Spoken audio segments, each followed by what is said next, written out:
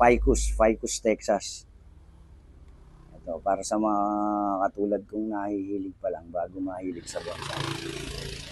Ito hindi po siya, itong balete na to hindi siya brittle, yung malutong.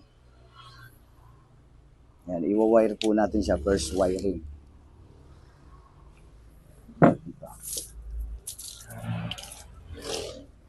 Unang-una, dapat meron po kayo yung bonsai wire ang tawag nila, aluminum wire to. Ito, nabili ko sa online to eh. Pwedeng tingi. Pag yung halimbawa, siyempre, bago ka pa lang, di mo pa naman kailangan yung kilo-kilo. May mga size po yan. Ito size, parang 0.5 to eh. Tapos may 1.5, 1.5, 2. Ito, binigay lang sa akin. Ito. Sa pagbobonsai po, kasi sa mga bago pa lang, nung una ako, nababalian ako lagi ng ng sanga. Kasi nga hindi pa marunong. Ayan, pag nag-wire po kayo, piliin nyo lang po yung mga sanga, branch selection na ayaw nyo. Tapos lilinisan nyo po yung mga dahon niya para, ayan, tanggalin lang natin to kasi ito, may gunting ka lang, kahit yung normal na gunting, tapos ito mura lang wata nabili ko, 60 pesos lang no, no? Tagal na to, mura lang to. Ano kasing tawag nila dito, okay? Pruning shear. Parang gano'n, yung pang-harvest din ng mga gulay ito eh. Pang-putol talaga ng sanga. Ito, pag malambot naman, kahit yung gunting na lang, yan, tanggalin natin. Yan, kaya ko po tinanggal yung mga sanga sa taas para may lilitaw dito sa ilalim kasi dalawa lang siya. Oh. Ito, galing lang sa cuttings to. Ayan. Pag magwa-wire po kayo, para simplihan na lang natin. Para hindi masyadong komplikado sa mga bagong katulad ko. Ayan, halimbawa yan. Kasi pag, halimbawa, sa simpleng pag mataba yung sanga, pag ginamit mo payat, siguradong yan, hindi susunod yan. Kasi payat eh. E di i-try po natin yung pakita mo. Ito. Ayan, itutusok ko po dito sa lupa para may puwersa siya. Ayan. Ang pag-wire po, hindi siya yung pag-ganon. Hindi siya yung diretso, pa-slant po siya. Anong tawag nila doon? 45 degrees ba? Ayan, pa-slant po siya. Ayan, pag nag-wire kayo, pakita mo. Ayan, suportahan nyo po. Ayan, huwag masyadong mahigpit po. Ayan. Pag bago talaga, dahan-dahan lang po. Ayan, ayan po. Tsaka pag sanay na naman kayo, kahit iganon mo na ng iganon kasi alam mo na ayan. Pag dumikit po, ayan. Ayan. Dahan-dahan lang po. Sinusuportahan ko dito, hawak dito. Pihit dito. Tapos hawak na naman dito. Tsaka pag sanay na naman kayo, kahit iganon mo na ng iganon kasi alam mo na ayan. Pag dumikit po, ayan. Ayan. Dahan-dahan lang po. Sinusuportahan ko dito, hawak dito. Pihit dito. Tapos hawak na naman dito. Pihit. Ayan. Huwag niyo pong madaliin. Ganyan talaga pag una. Tapos ganyan. Ayan. I-wire niyo po muna lahat. Ayan. Sinusuportahan ko po nung isang kamay ko. Ayan. Para hindi siya mabali.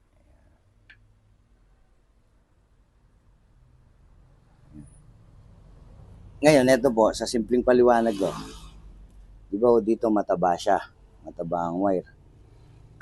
Putulin nyo na dito. Kasi pag inano nyo pa to, mas mataba pa yung wire, kesa dun sa sanga, mababali siya o kaya mamamatay. Masasakal. Ito, pinampuputol ko na lang ito. Dito, wala akong plies eh.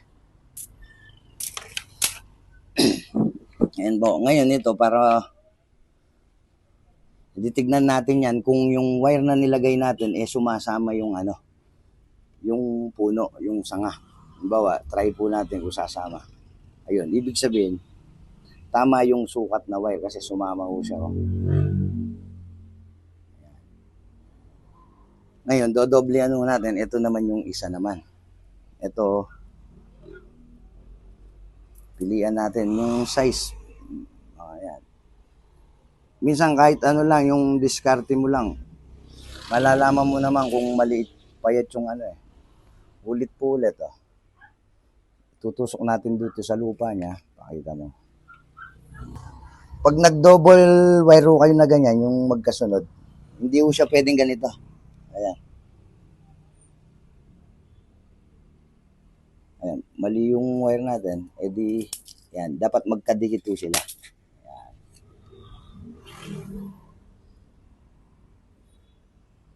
Ayan. Ayan po siya. Papunta dito. Para medyo maporma yung ayos ng wire. Pero syempre, kung di ka pa marunong, kahit di naman maporma.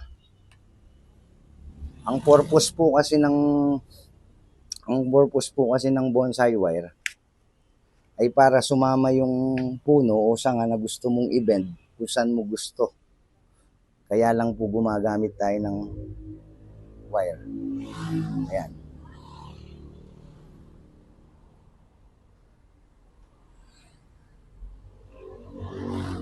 Ayan po siya.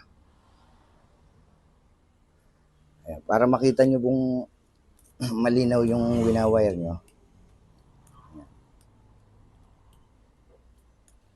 Meron pong bonsai na hindi pwedeng ganito yung hilahilahin. Gunting mo talaga. Halimbawa ito, maliit na gunting. Tsatsagain po. May mga maseselan kasi na halaman. Susuportahan nyo dito. Halimbawa, ito yung Malalaman mo kasi pag di mo sinuportahan, tingnan mo. Minsan, maano yung masisira yung sanga o mabalian. Kasi ito, medyo makunat naman to. Kaya na papakita ko sa inyo na yan. Suportahan nyo. Bahala po kayo kung paano nyo diskartehin. Ayan.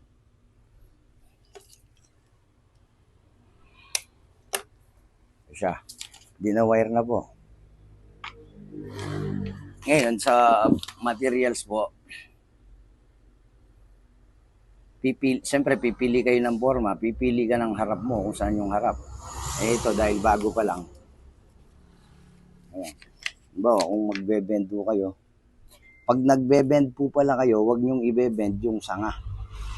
Ang bine-bend po yung mismong wire. Bawa ito. Dahan-dahan lang po yung pihit. Ayan po. Bawa, ayan. Pili ka ng design mo kung saan mo gustong i-bend. Siyempre susuportahan ulit po natin dito. I-bend nyo po. Diba, kunwari, ganyan ang gusto mong design. Tapos, siyempre, ito yung first branch. Ang first branch na maganda, diba, ayan. Yung kung saan isisiko mo yung first branch, kung saan may siko, dun ka may sanga dapat.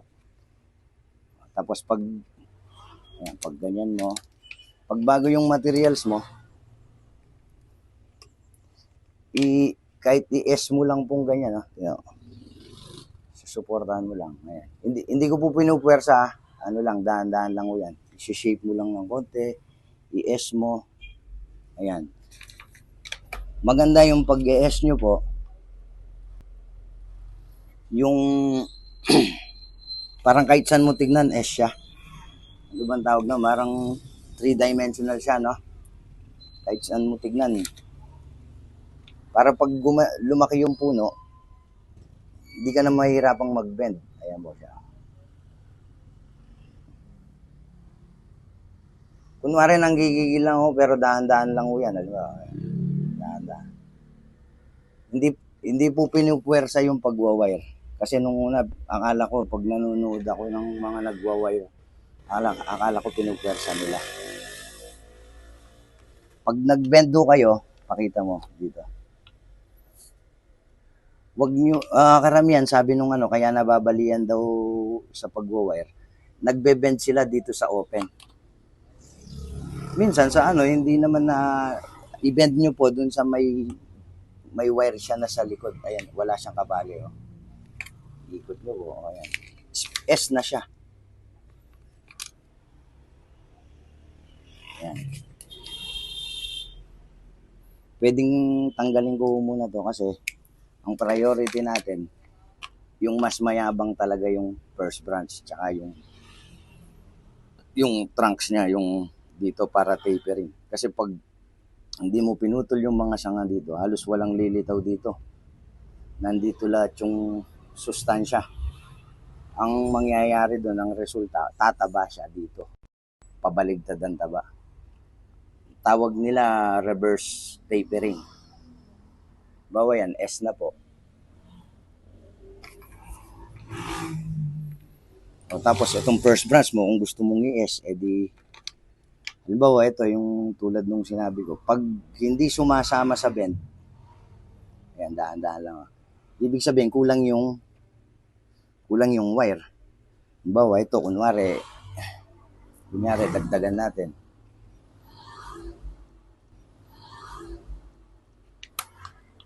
Idadagdagan natin. Ayan, dikit po. Pakita mo na. Ayan siya. Pag nag-wire kayo ng doubling ganyan, parang simplihan mo lang. Pag hindi sumama, payat ang wire mo, kung wala ka ng size na mataba, doblehin mo lang. Ayan.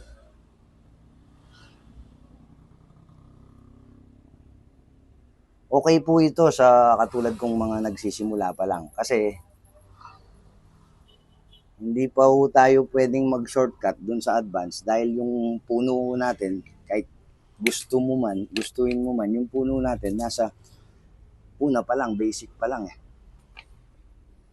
Yan. Tsaka na po natin pupunta dun sa second generation, third generation, dito muna tayo. Kumbaga sa basic, kung sa gitara, G, E minor, C, D muna tayo. Wala muna tayo yung mga ano. Ayan. Para may korte na po yung branch nyo, i-S nyo na po. Parang yung ginawa natin dito. Halimbawa, ito. Yun nga, wag yung dahan-dahan lang. Mapupulsuhan mo naman pag nasanay na ho kayo mismo madidis ka. Tsaka pag-aralan nyo po yung kung ano yung puno na materials nyo kasi merong malutong. Ito medyo okay to. Pag nag-uumpisa pa lang. Ang malulutong, yung bonggabilya, bougainvillea na 21 jewels, tsaka argaw yan. I-S natin.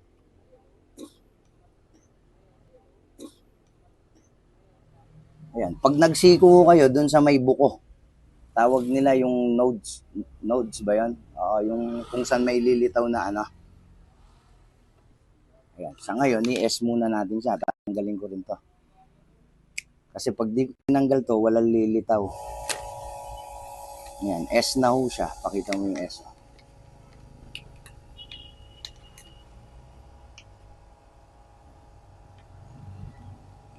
Ayan. Itaas natin konti. Kasi pwede siyang magiging semi-cascade eh. Halimbawa ito, gusto ko lang siya, informal upright. Ang style ng informal upright, hindi siya tuwid. Kasi yung formal upright, tuwid lang siya. Ito, informal upright. S siya, pero yung ulo niya, babalik pa rin. Kung ito, halimbawa, kung ito yung ano niya, base niya, kung ano yung base niya, kung dito, tapat yung ulo. Babalik siya dun sa ano. Ayan. Ngayon, sa pagpili naman po ng harap, ang maganda daw nakatungo sa'yo. Hindi ibig sabihin, halimbawa, kung ito yung pinili kong harap, or pwede rin ito. Ayan, maganda rin siya dito. Kaya nga maganda, i-S mo eh. Yung nakatungo siya sa'yo. Parang pag pabalon siya dito, naka-curve siya dito, tapos yung ulo niya nakayuko papunta sa'yo. Yun daw yung magandang harap. Pero kung ines mong ganyan, ines mo dito kahit sa ano, magiging muka. Ayan. Pwede na pa nating iyuko dito, liliit pa. Kaya nasa sa inyo po yung style na gusto nyo. May tatamang style. Pwede siyang semi-cascade eh. Yan. Igaganon mo siya. Ile-layer mo dito. Ulo na naman to. Nasa sa inyo po. Sa ngayon kasi dahil bago pa yung match, marami pang pagdadaanan. Ganito lang siya. Ito pa po yung isa. Ito winire ko na po to. Tapos may tumubo na isa dito kasi ito yung ulo talaga niya eh. Ito yung buo niya eh. Ayan. Ito sobra pa yung wire. Hindi ko na pinutol, sayang. Tapos iwa-wire ulit natin yung pangalawa. Ayan. Sa pag-wire, dahan-dahan lang oh.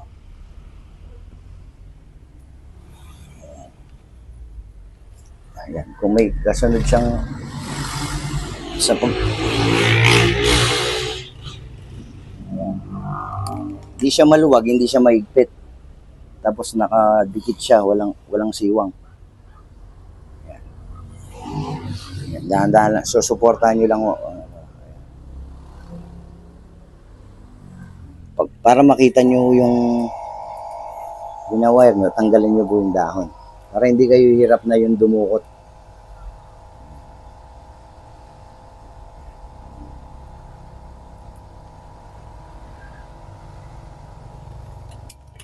I-S ulit natin. Ayan po, dahan-dahan lang. So, sinusuportahan ko siya lagi dito pag nagbe-bend. Ayan. Pag, ayan siya. At least kahit paano may sayaw na siya. Pag nagsanga-sanga na naman siya, doon, mag-iiba na naman yung magkakaroon ka ng ideya kung anong magandang style sa kanya, forma.